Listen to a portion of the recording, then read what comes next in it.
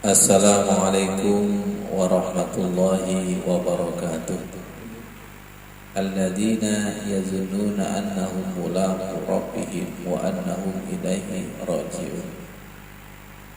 Tadi ketika sholat isya rakaat pertama, kedua, ketiga indah sekali dan enak.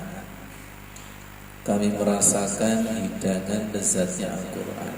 Ya Allah, ternyata amal soleh itu hidup, amal jariah hidup, mampu mengingatkan saudara di dunia untuk mendoakan. Semoga dipakai. Iki wong api tak dongakno. Itu termasuk panggilan hati dan jiwa. Iya.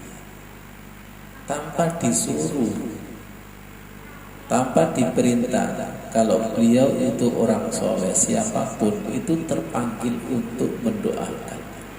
Apalagi orang yang pernah dibaiki, pasti terpanggil untuk mendoakan.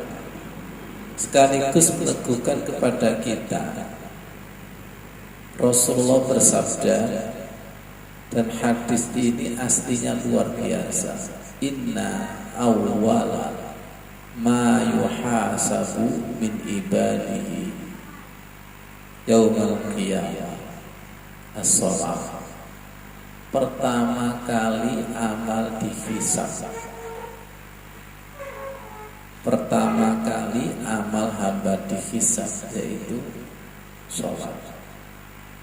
Mungkin beliaunya merasakan bagaimana ketika menghadap kepada Allah yang ditanyakan yaitu sholat.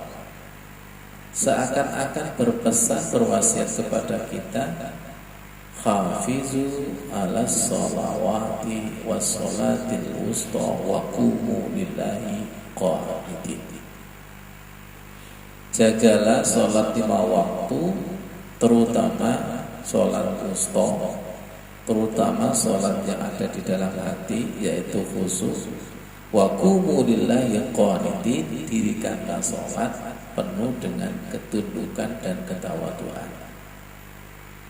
Untuk lebih maksudnya lagi, tolong dibuka surat Al-Ankabut ayat 45. A'udzu billahi minasy syaithanir rajim. Kita baca bersama-sama. Bismillahirrahmanirrahim. Utlu ma uhiya ilaika minal kitabi wa aqimis shalah. Inna sholata tanha 'anil fahsya'i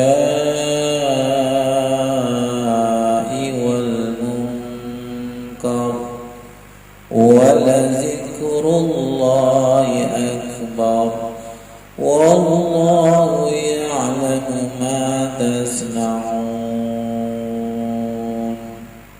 Shadaqallahul azim. Rendahkan hati agar kita mendapatkan keimanan yang selalu baru. Di balik peristiwa kejadian saudara-saudara kita yang dipanggil Allah, kita diingatkan masih diberi kesempatan hidup, masih diberi kesempatan sehat. Betul? Iya. Tetangga kita yang betul juga dipanggil Allah. RT kita juga dipanggil sama Allah. Ya Allah, untuk meneguhkan, untuk mempersiapkan diri menghadap kepada Allah dengan sholat.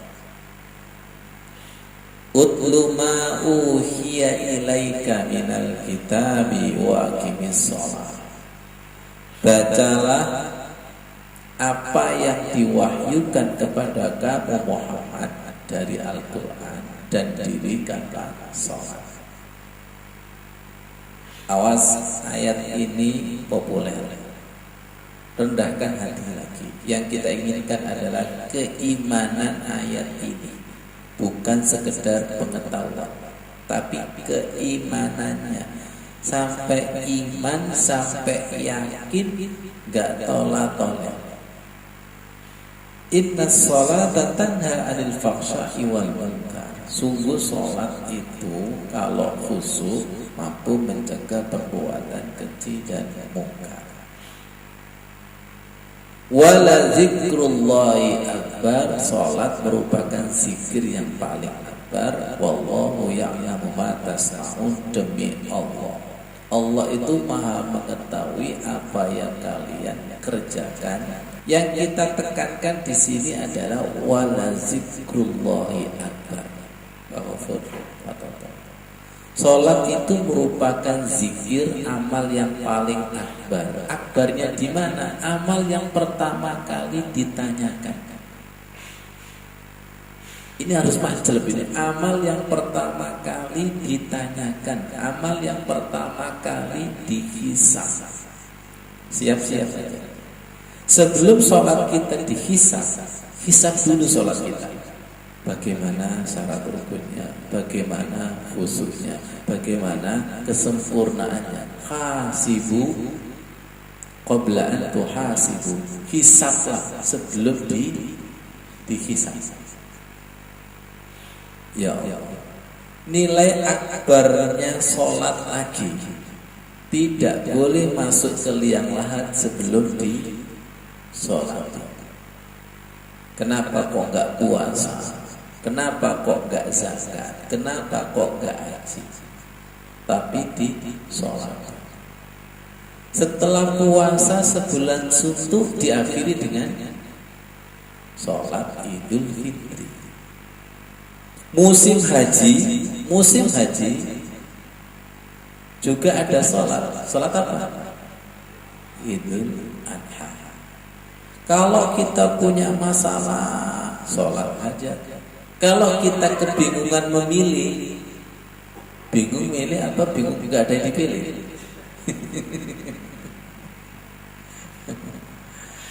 Kalau kita bingung memilih, ada yang namanya sholat istikharah.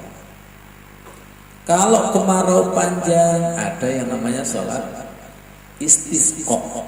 Wasta'inu bisabri wassalah. Selalu diselesaikan dengan sholat. Wala zikrullahi akbar. Bagi diri kita, sholat ini sudah merupakan akbar. Apa biasa, apa kecil, lihat saya sepele. Siapa yang menyepelekan, menghinakan akan dihinakan. Tapi siapa yang mengakbarkan sholat, maka sholat ini menjadi pintu masuk surga. Maka sholat ini akan menjadi syafaat, akan menjadi penolong. Semoga kita termasuk yang disyafaati sholat. Kenapa?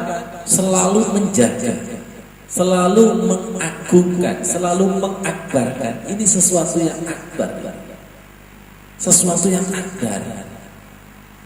Bukan hal yang sepele, tapi sesuatu yang akbar. Wala zikrullahi akbar. Pertama kali yang ditanya, pertama kali yang dihisab, yaitu sholat. Wala zikrullahi akbar. Perhatikan, wala zikrullahi akbar. Wasta'inu bisabri wassalah. Wa innaha lakabirah. Sungguh sholat itu berat. Sungguh sholat itu besar.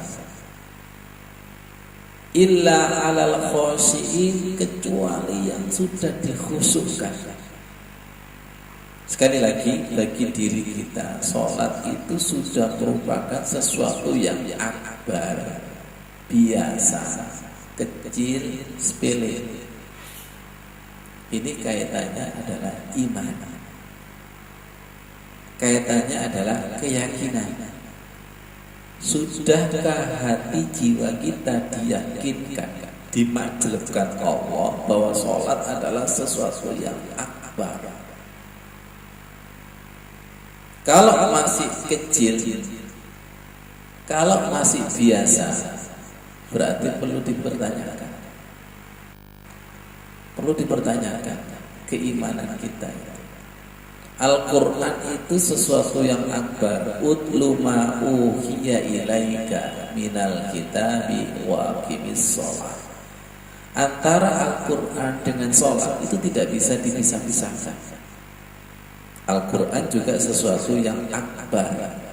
Akbar ketemu akbar. Nah, hati kita, jiwa kita juga harus lapang dada. Lapang dada dan betul-betul harus menyiapkan sholat di dalam hati. Dipersiapkan hati jiwa kita untuk dimasuki cahaya sholat. Wallahu ya'lamu ma tasna'un. Demi Allah, Allah itu tahu apa yang kita lakukan zahir batin, sholat mulai awal sampai akhir. Demi Allah, wallahu ya'lamu ma tasna'un. Demi Allah, Allah itu tahu siapa yang menjadikan sholat akbar kecil dan sepele. Demi Allah, Allah itu tahu. Kita ngaji seperti ini, walaupun satu ayat, demi Allah, Allah tahu yang menganggap ayat ini biasa, luar biasa, agung. Demi Allah, Allah itu tahu. Berapa banyak orang tahu ayat dan bahkan hafal. Inna sholata tanha anil fahsya'i wal munkar. Kalau sekedar hafal 3 menit, 5 menit hafal.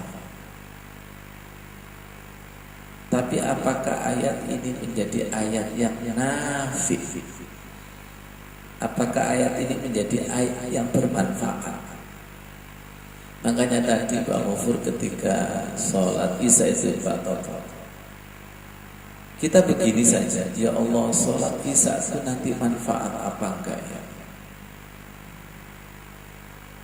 Bacaan Al-Quranku manfaat apa tidak ya? Tanda manfaat itu Pak Ghafur, ada rasanya, ada lezatnya. Sesuatu yang bermanfaat pasti kepingin ngulang lagi.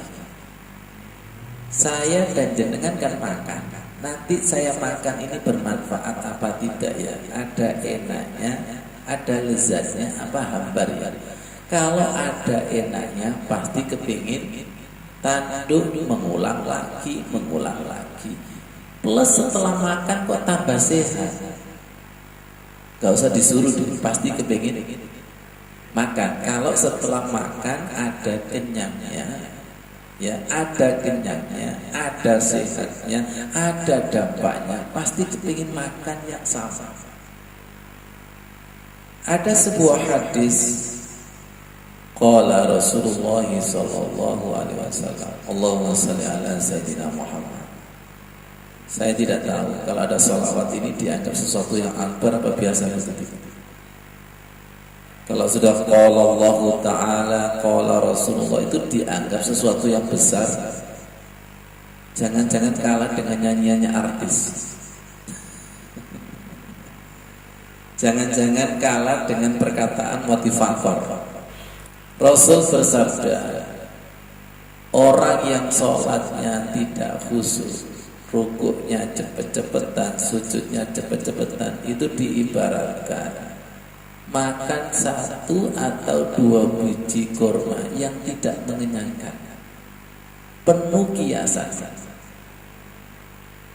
Semoga dipahamkan Allah dan tidak berpaling lagi. Ya Allah, yakinkan, cintakan kepada Quran dan hadis. Yakinkan.